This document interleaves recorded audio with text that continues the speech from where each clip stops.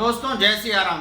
अभी हाल ही में भारत में लोकसभा के चुनाव संपन्न हुए हैं और हम जानते हैं कि पिछले 2-3 दशकों का अगर हम इतिहास उठाकर देखें तो पाते हैं कि कम से कम कांग्रेस पार्टी के अंदर तो जीत का श्रेय एक ही व्यक्ति को जाता है और हार कार्यकर्ताओं के ऊपर सौंप दी जाती है। परंतु मेरे को कांग्रेस से नहीं कुछ तात्पर्य इस वीडियो में। मेरा कहना यह है कि दरअसल में वह भगवा ध्वज जिसको संघ अपना गुरु मानता है, निश्चित तौर पे संघ के अंदर भगवा ध्वज को ही गुरु माना जाता है, किसी व्यक्ति विशेष को नहीं।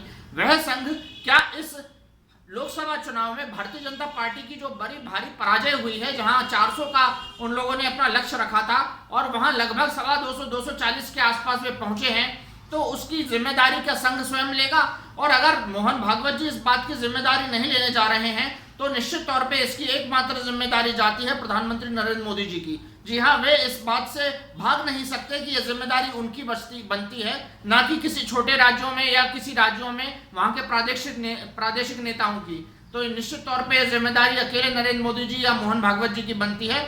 और यह जिम्मेदारी बनती है अयोध्या की पराजय को लेकर अगर हम देखें तो यह जिम्मेदारी बनती है उन तमाम साधु संतों की, वे जो लेकर के निकले थे कि हम अयोध्या में भव्य दिव्य राम मंदिर बनाएंगे। तो राम मंदिर तो बहुत अच्छा बन गया, परंतु वहां जिम्मेदारी जो अयोध्या में हारे हैं और जो सारे देश में हारे हैं, तो उसकी जिम्मेदारी बनती है उन साधु संतों की जो अपने अपने लोगों से उन लोगों का विश्वास नहीं जीत सके अपना मतदान करवाते समय और इसी कारण परास्त हुए। संघ का चुनावों से कुछ दिन पूर्व, जहां 7 चरणों में चुनाव हुए, उससे कुछ दिन पूर्व संघ की ओर से संभवतः दत्तात्रेय होसबोले जी की तरफ से यह उनकी अपील आई थी कि सभी लोग अधिक से अधिक मतदान करें, 100% तक मतदान होना चाहिए। परंतु हमने देखा कि पहले चरण से ही मतदान का प्रतिशत गिरता चला गया।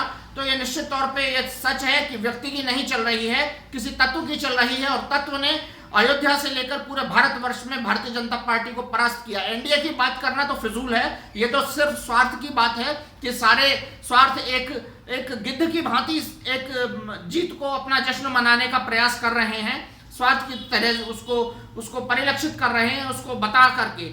परंतु हकीकत यही है कि 240 सीटें आना निश्चित तौर पे आपकी एक पराजय है। जहां आप अब की बार 400 पार के नारे लगा रहे थे, मैं उन संतों के नाम लूंगा, उसमें निश्चित तौर पे मेरे बड़े बड़े गुरु भाई भी शामिल हैं जो ये कह रहे थे मैं ही भारत हूं, मैं ही भारत हूं, मैं ही भारत हूं, कि उनके बड़े बड़े वीडियोस आ रहे थे लगातार सोशल मीडिया के ऊपर। और वे लोग भी जो राम मंदिर के ट्रस्ट में भी मौजूद हैं, वे लोग तक भी अपने मताधिकार का प्रयोग जनता से नहीं करवा सके उस पक्ष में जिस पक्ष में वे सब खड़े थे। तो यह निश्चित तौर पे बताता है कि अद्वैत का सिद्धांत अगर कहा जाए तो अयोध्या से लेके समूचे राष्ट्र में भारतीय जनता पार्टी की पराजय हुई है। और आवश्यकता इस बात की है कि नैतिक जिम्मेदारी ली जाती, लेकिन नैतिक जिम्मेदारी नहीं लेकर के छोटे छोटे कार्यकर्ताओं पर या प्रादेशिक नेताओं के ऊपर उस जिम्मेदारी को छोड़ा जा रहा है। परंतु हकीकत यह है, यह पराजय स्पष्ट रूप से और बिल्कुल स्पष्ट रूप से संघ की है, भारतीय जनता पार्टी के नेतृत्व की है। शब्दों को विराम, आप सब में व्यापक परमात्मा को प्रणाम। जय सिया राम।